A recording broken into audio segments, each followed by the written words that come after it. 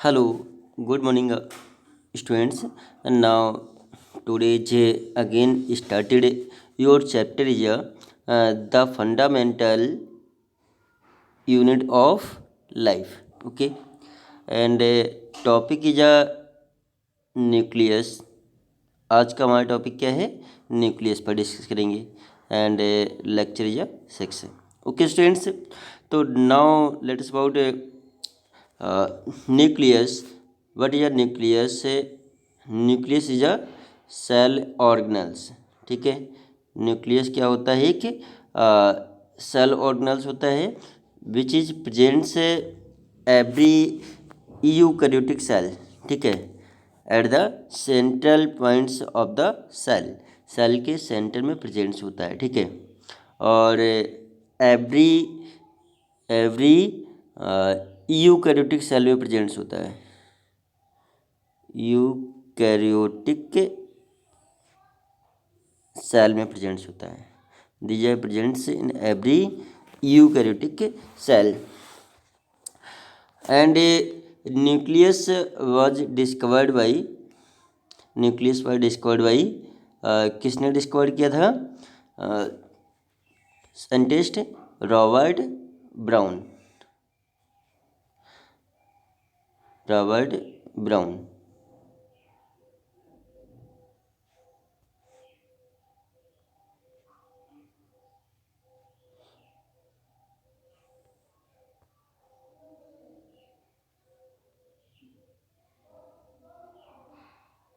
Brown in 1831 में Robert Brown ने nucleus के बारे में बताया था. Okay students, nucleus these are rounded spherical oval in shape and presents one या more than nucleus in every cell.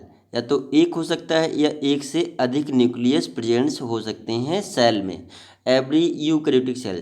तो न्यूक्लियस सबसे पहले यही बताएंगे कि न्यूक्लियस कैसा होता है.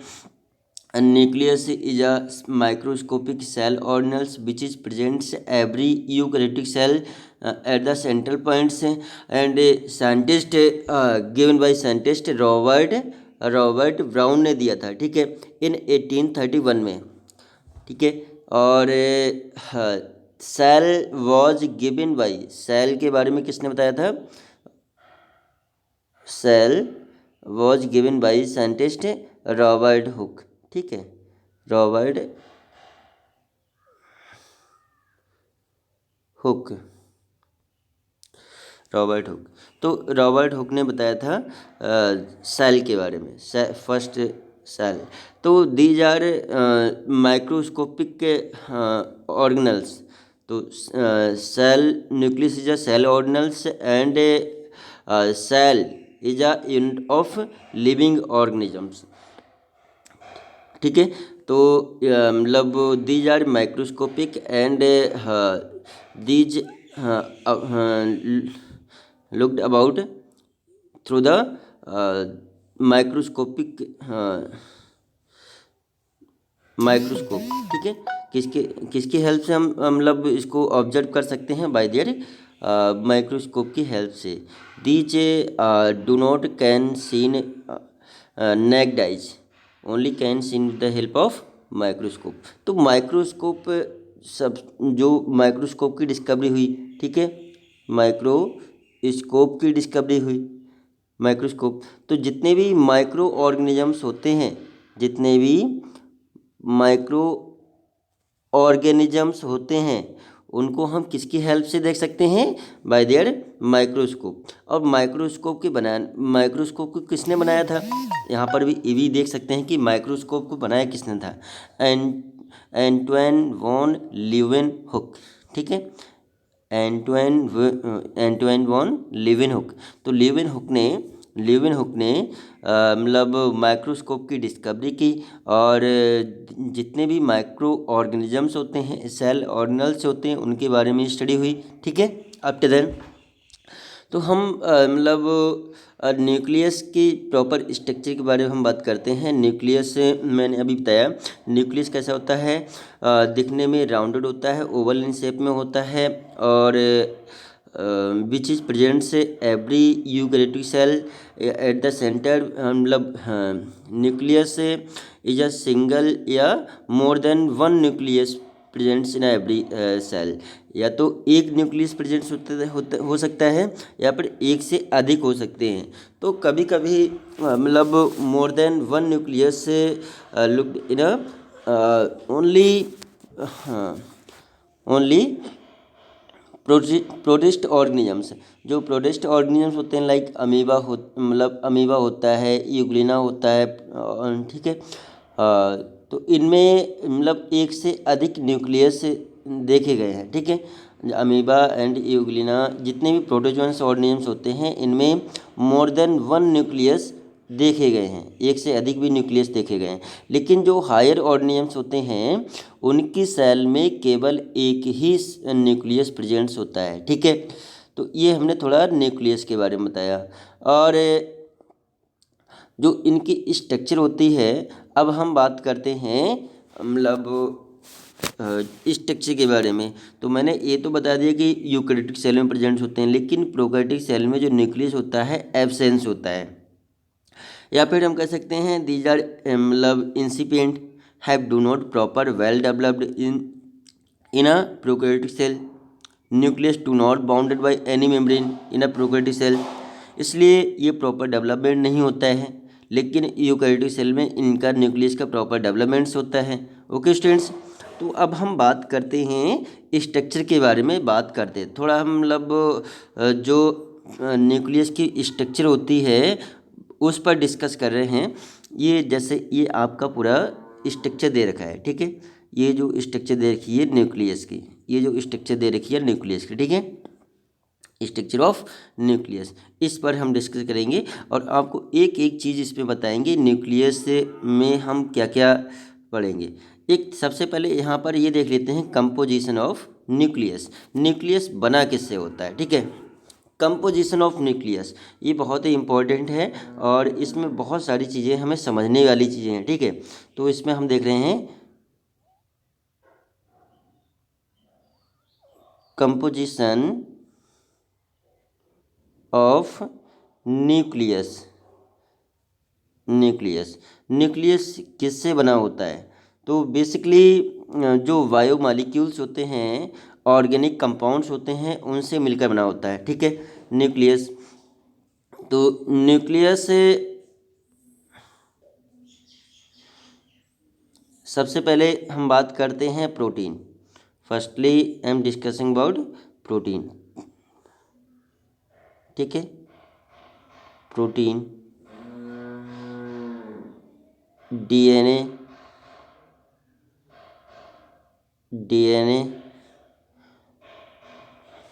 आरएनए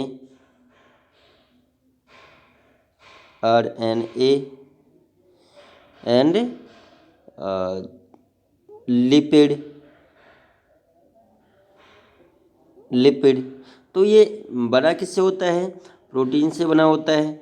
डीएनए होगा, इसमें आरएनए होगा, लिपिड होगा। इसीलिए मैंने क्रोमोजोम्स के बारे में पहले ही थोड़ा बता दिया था।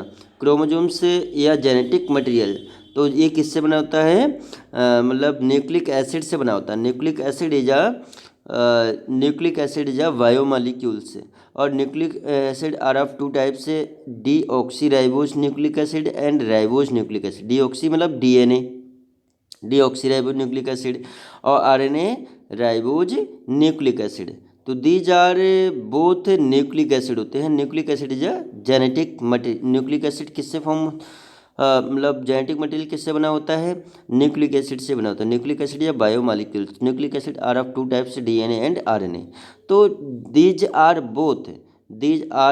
Both genetic material. DNA and RNA क्या होते हैं, जेनेटिक मटेरियल होते हैं, इन्हें हम क्रोमोजोम्स कहते हैं, ठीक है। तो इसमें जो प्रोटीन होता है, प्रोटीन 78% प्रोटीन होती है, ठीक है। चलो यहाँ पर हम बात करते हैं जो होती है 75, चलो यहाँ पर 75 5% प्रोटीन होती है, 75% क्या होती है, प्रोटीन होती है, ठीक है। 12% इसमें जो 12% होता है वो डीएनए होता है। 12% क्या होता है, डीएनए होता है, ठीक है। एंड 5% क्या होती है, 5% आरएनए होता है, राइबोज न्यूक्लिक एसिड।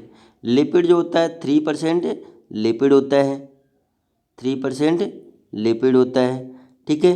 तो यहाँ पर आपने ये देखा जो मोस्टली यहाँ पर ये देखेंगे जो प्रोटीन होती है, प्रोटीन का जो अमाउंट होता है 80%, ये 80% ध्यान रखेंगे। जो प्रोटीन का अमाउंट होता है 80% है, प्रोटीन सबसे ज़्यादा अमाउंट्स में होती है। 12% जो होता है, 12% जो होता है वो डीएनए होता है, 12% डीऑक्सीराइबो न्यूक्लिक एसिड, 5% आरएनए होता है, लिपिड जो होता है 3% होता है। तो ये सारे कंपोजिशन, ये सबस्टेंस मिलकर क्या बनाते हैं, न्यूक्लियस का फॉर्मेशन करते हैं। अब बात करते हैं स्ट्रक्चर ऑफ न्यूक्लियस। एक एक पॉइंट्स हम देख रहे हैं यहाँ पर कि न्यूक्लियस किससे बना होता है, ठीक है, प्रॉपर स्ट्रक्चर देख रहे हैं। तो यहाँ पर हमने, चलो देख लेते हैं, बना लेते हैं स्ट्रक्चर के बारे में।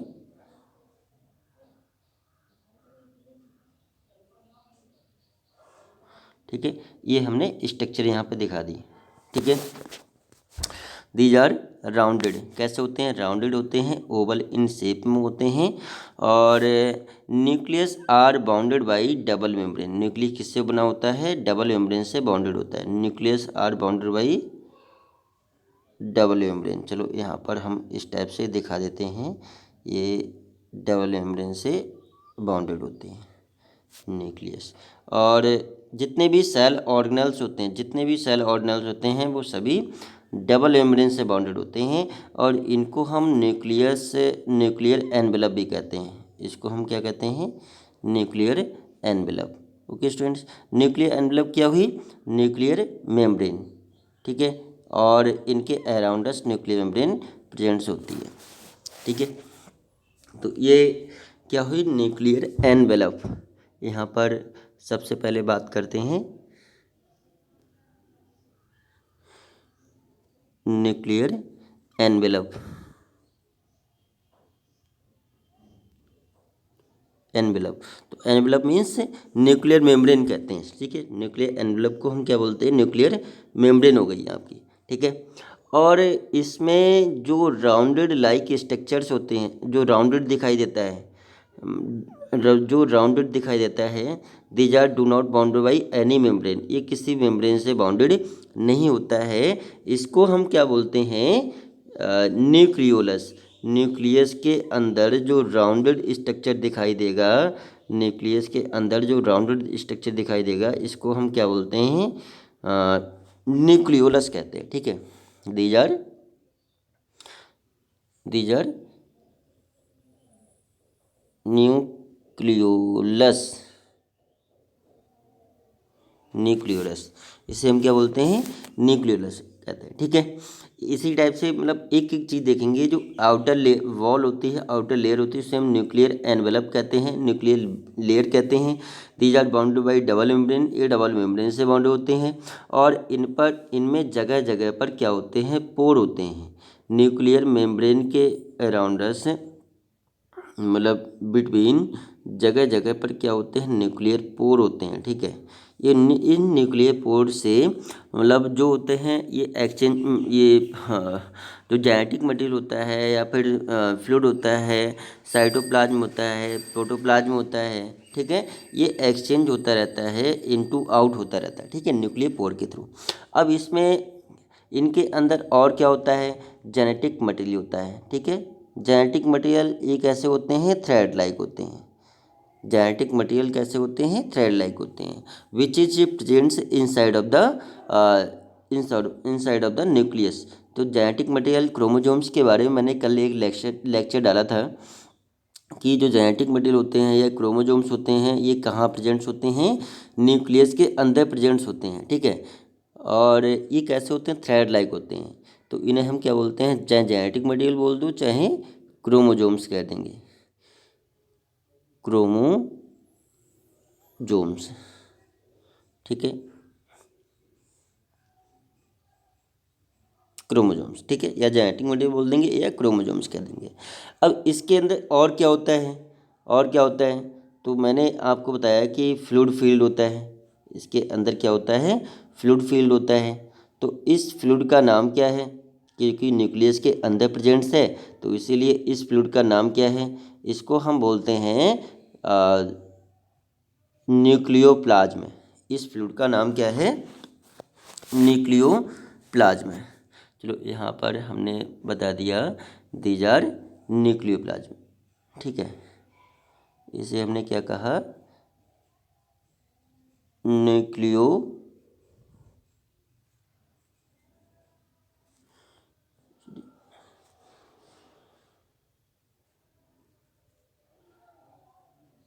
Nucleoplasm. Okay students, these are nucleoplasm.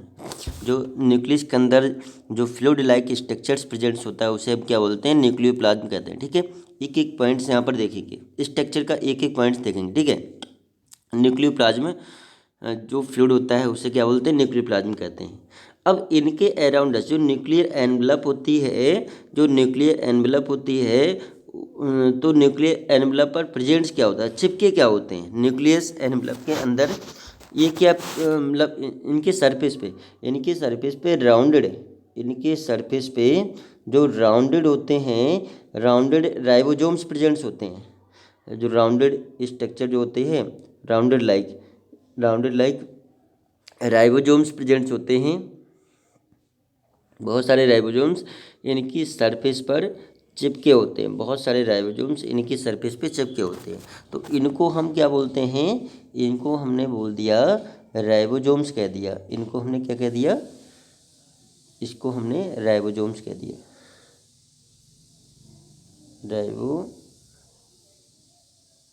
इसको हमने राइबोसोम्स कह दिया। ठीक है, राइबोसोम्स कहाँ प्रेजेंट्स होते हैं, surface of the nucleus, nucleus के सरफेस पे राइबोसोम्स बहुत सारे प्रेजेंट्स होते हैं। ओके स्टूडेंट्स, अब इनकी जो न्यूक्लियर मेम्ब्रेन होती है, न्यूक्लियर एनवलप होता है, न्यूक्लियर एनवलप से इनके ये और क्या अटैच होता है, जो एंडोप्लाज्मिक रेटिकुलम होता है, ईआर होता है, ईआर कहाँ प्रेजेंट्स होता है, surface of the nucleus, nucleus के सरफेस पे ईआर प्रेजेंट्स होता है।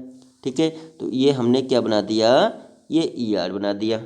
ठीक है, ईआर कहाँ प्रेजेंट्स होते हैं, सरफेस ऑफ द न्यूक्लियस। चलो एक और दिखा दो, ये surface of the nucleus ER presents होते हैं, इन्हें हम बोलते हैं एंडोप्लाज्मिक रेटिकुलम। तो एंडोप्लाज्मिक रेटिकुलम प्रेजेंट्स कहाँ होते हैं, these are attached with the envelope of surface of the envelope. ठीक है, न्यूक्लियर एनवलप या न्यूक्लियर वॉल या न्यूक्लियर लेयर। तो ईआर एंडोप्लाज्मिक रेटिकुलम जो होते हैं, इनकी भी लेयर पर, इनके भी जो सरफेस पर बहुत सारे राउंडेड लाइक राइबोसोम्स प्रेजेंट्स होते हैं। तो ये आप ध्यान रखना, राइबोसोम से इनके सरफेस पे राइबोसोम्स भी प्रेजेंट होते हैं। तो ये भी क्या है, राइबोसोम्स हैं। ठीक है, राइबोसोम, और इसको हम क्या बोलते हैं, rough endoplasmic reticulum. Endoplasmic reticulum को ईआर कहते हैं। रफ मीन्स इसमें राइबोसोम्स प्रेजेंट्स होते हैं इसलिए रफ बोल दिया। तो R rough endoplasmic reticulum, ER, RER इसे बोलते हैं rough endoplasmic reticulum.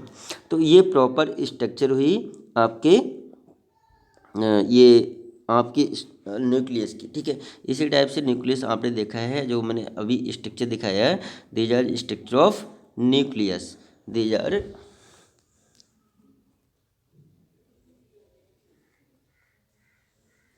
Structure of nucleus.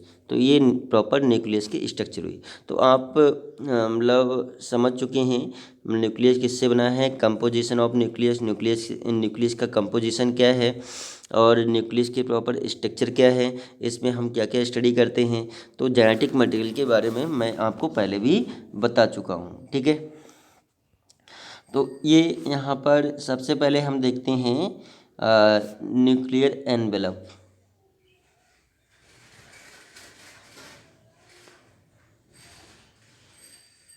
Envelope, nuclear envelope means क्या होता है, न्यूक्लियर लेयर, ठीक है, न्यूक्लियर लेयर। तो लेयर जो होती है, न्यूक्लियर जो वॉल होती है, दीज आर वेरी थिन। सबसे पहले ये जो न्यूक्लियर वॉल होती है, these are very thin and double membrane होती है and these are prevents the inner parts of the nucleus.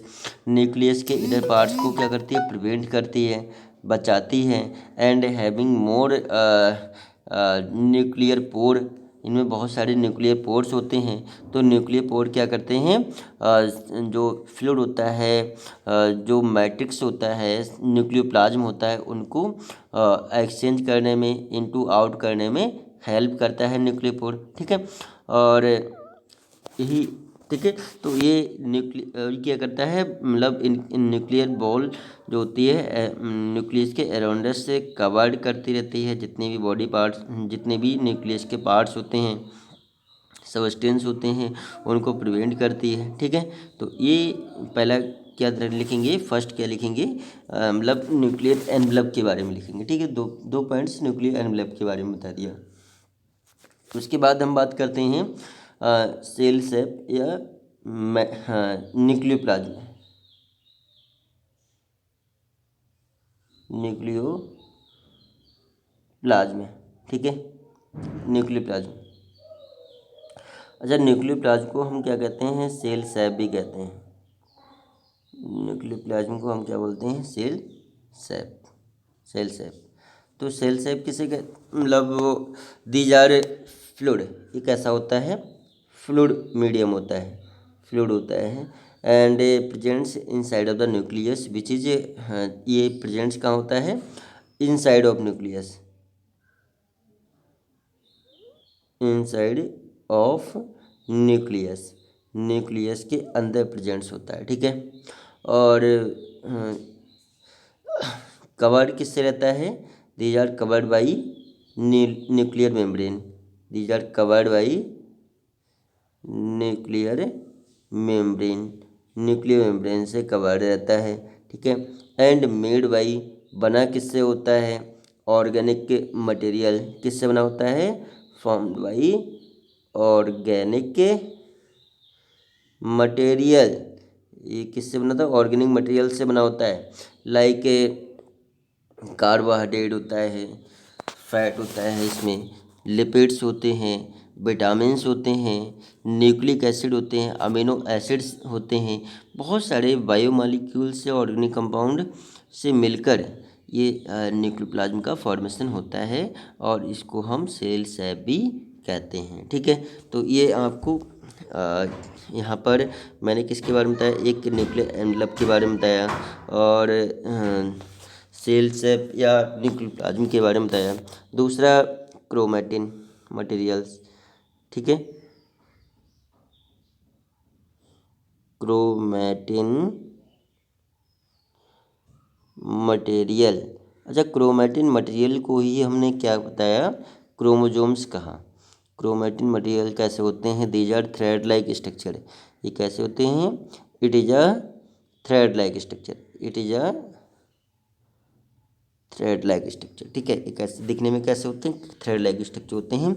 और इन्हीं को हमने क्या कहा था, क्रोमोजोम्स। जो मैंने लास्ट डे लेक्चर सेंड किया था, उसे हम क्रोमोजोम्स पर, ठीक है, इसे हम क्रोमोजोम्स भी कहते हैं, क्रोमोजोम्स, ठीक है। तो क्रोमोजोम्स कहाँ प्रेजेंट्स होते हैं, क्रोमोजोम से मैंने अभी बताया ये कैसे होते हैं, थ्रेड लाइक होते हैं। क्रोमेटिन मटेरियल या क्रोमोजोम्स या genetic material which is these are thread like structure which is presents inside of nucleus. कहाँ प्रेजेंट्स होते हैं, प्रेजेंट्स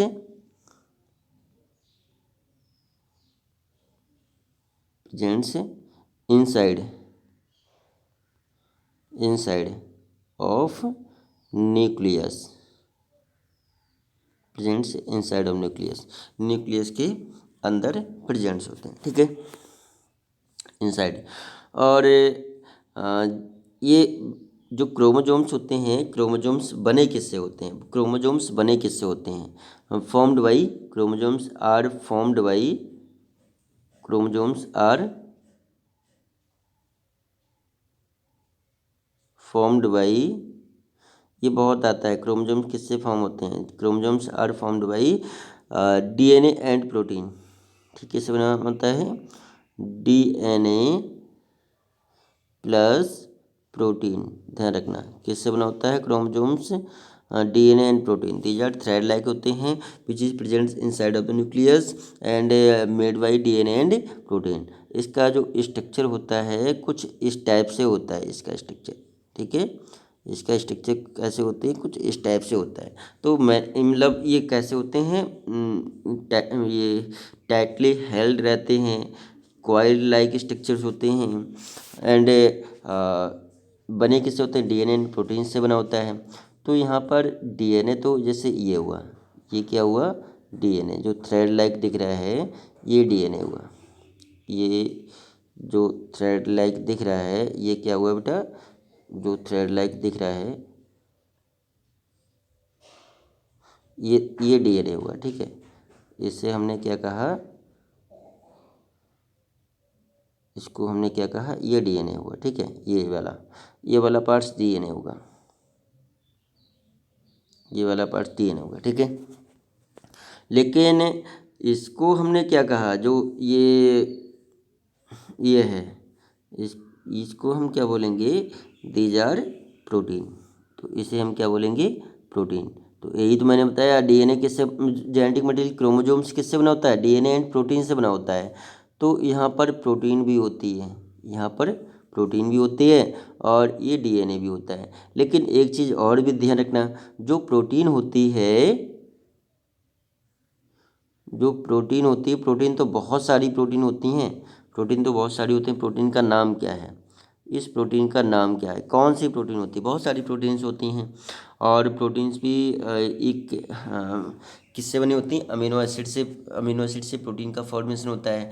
तो बहुत सारे डिफरेंट टाइप के प्रोटीन्स होते हैं, डिफरेंट टाइप के, कौन सी प्रोटीन होती है, हिस्टोन प्रोटीन होती है, दीज आर हिस्टोन प्रोटीन, ठीक है, हिस्टोन प्रोटीन। अब बात करते हैं कि ये इनका काम क्या होता है, इन मतलब जो जेनेटिक मटेरियल होते हैं, डीएनए होते हैं, आरएनए होते हैं और क्रोमोजोम्स होते हैं, तो इनका काम क्या होता है। कल भी मैंने आपको बताया था, these are carry the information carry the information from one place to another place, एक जगह से दूसरी जगह पर जो इन्फॉर्मेशन होती हैं उनको ले जाने का काम करते हैं, ठीक है। तो इनमें इनमें क्या होता है, जेनेटिक मटेरियल की स्मॉलेस्ट छोटी छोटी यूनिट होती हैं, ठीक है, जेनेटिक मटेरियल की छोटी छोटी यूनिट होती हैं। तो उस यूनिट का नाम क्या होता है, जीन होता है, क्या होता है, जीन। तो जीन कहाँ प्रेजेंट्स होते हैं, इनके सरफेस पे प्रेजेंट्स होते हैं। जो जीन होते हैं, gene is a unit of genetic material, जैसे सेल जो होती है, सेल यूनिट होती है लिविंग ऑर्गेनिजम्स की, सेल जो यूनिट होती है लिविंग ऑर्गेनिजम्स की, ऐसे ही जो जीन होता है, gene is a unit of genetic material या क्रोमोजोम्स, ठीक है। एक चीज़ और ये भी ध्यान रखना, जो यूनिट होती है ये बहुत ही इम्पोर्टेंट है, ठीक है, ये इम्पोर्टेंट हुआ। Gene is a unit of genetic materials या chromosomes which is presents surface of genetic material, ये कहाँ प्रेजेंट्स होते हैं, surface of genetic material, genetic material के सरफेस पे प्रेजेंट्स होते हैं, which is carry the information, which is carry the information from parents to offspring, parents to offspring. तो offspring क्या हुआ, डॉटर।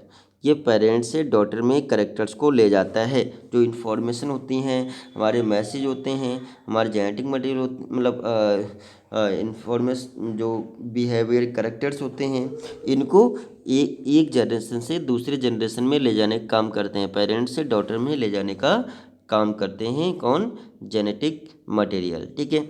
अब यहाँ पर मैंने क्रोमोजोम्स के बारे में तो बता दिया, जेनेटिक मटेरियल के बारे में बता दिया। ठीक है। तो स्ट्रक्चर आप ध्यान रखना, स्ट्रक्चर में मैंने आपको बताया था सेल मेम्ब्रेन के, सॉरी, न्यूक्लियर मेम्ब्रेन के बारे में बताया था, सेल सेप न्यूक्लियोप्लाज्म के बारे में बताया था, जेनेटिक मटेरियल के बारे में बताया, जेनेटिक मटेरियल क्या होता है। ठीक है। और क्रोमोजोम्स के बारे में मैंने कल भी एक लेक्चर सेंड किया था। अच्छा, इसमें एक चीज़ और बचती है, न्यूक्लियोलस। ठीक है। किसके बारे, न्यूक्लियोलस। तो यहाँ पर एक बहुत ही इम्पोर्टेंट एक पार्ट्स और बचा है इसका, न्यूक्लियस का, जो राउंडेड लाइक स्ट्रक्चर दिखाई देता है, न्यूक्लियोलस। न्यूक्लियोलस मैंने न्यूक्लिय जो राइबोसोम्स टॉपिक समझाया था, राइबोसोम्स टॉपिक समझाया था, उसमें न्यूक्लियोलस के बारे में बताया था। ठीक है। तो न्यूक्लियस दिखने में कैसा होता है, न्यूक्लियस यहाँ पर मैंने एक प्रॉपर स्ट्रक्चर बनाई थी, न्यूक्लियस दिखने में कैसा होता है। ठीक है।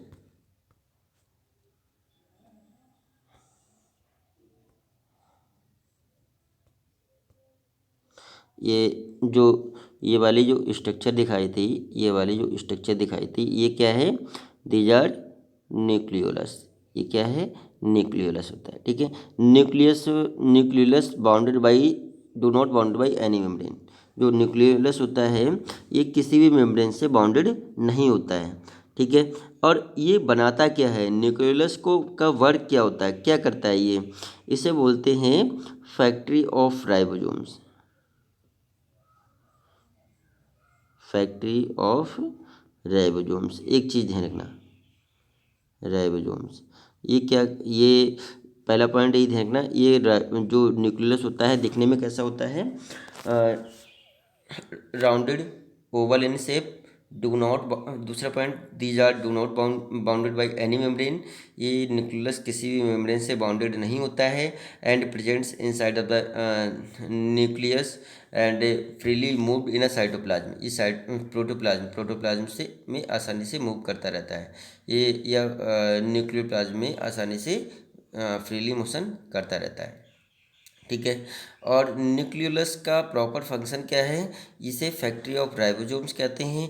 तो ये राइबोसोम्स कहाँ बनते हैं, ribosomes formed inside of nucleolus. कहाँ होते हैं राइबोसोम्स, ये भी पॉइंट्स बहुत ही इम्पोर्टेंट है। Ribosomes formed inside of nucleolus, nucleolus. ठीक है। तो ये भी आपको क्लियर हो गया कि न्यूक्लियोलस क्या, राइबोसोम्स कहाँ प्रेजेंट्स होते हैं, न्यूक्लियोलस के अंदर प्रेजेंट है। तो न्यूक्लियोलस क्या फॉर्म करता है, राइबोसोम्स को फॉर्म करता है। अच्छा, राइबोसोम्स का फंक्शन क्या है, राइबोसोम्स का फंक्शन क्या है, इट्स सिंथेसाइज ऑफ प्रोटीन। जो फंक्शन क्या हुआ राइबोसोम्स का, फंक्शन क्या हुआ, सिंथेसाइज ऑफ प्रोटीन,